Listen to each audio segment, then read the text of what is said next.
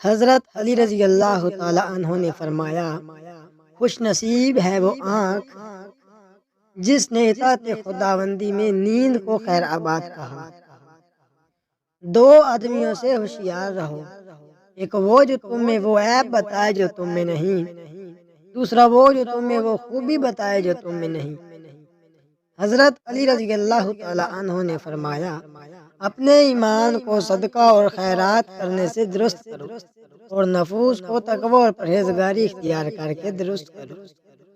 بھائیوں کے حقوق ضائع کرنے سے اللہ تعالیٰ اپنی رحمت کے دروازے بند کر دیتا ہے، اور برائی کرنے والوں کے ساتھ بھلائی کرنا ایمان کے کامل ہونے کی علامت ہے۔ حضرت علی رضی اللہ تعالی عنہ نے فرمایا، ایمان کی تین علامات: تقوی، نفسیاتی خواہشات کو دبانا اور نفسیاتی خواہشات پر غلبہ پانا۔ حضرت علی رضی اللہ تعالی عنہ نے فرمایا، جس کام میں اطاعت خداوندی کرتے ہو اس میں اگر کوئی شخص ناخوش ہو تو اس کی کچھ پرواہ نہ کرو، اور اطاعت خداوندی کرنے کی نسبت کوئی عذر بیان نہ کرو، بلکہ یہ کام تمہاری بزرگی اور فضیلت کے لیے کافی ہے۔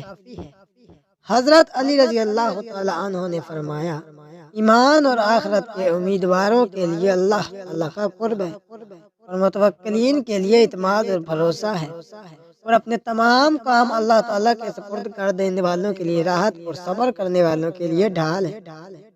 اے رب کریم، تیرے خزانے دولت و حکمت سے بھرپور ہیں، تو مالک کائنات ہے، تو ہر چیز پر قدرت رکھتا ہے۔ ہم سب کو صحت اور سلامتی اور دنیا و آخرت کی خیر نصیب فرما، آمین۔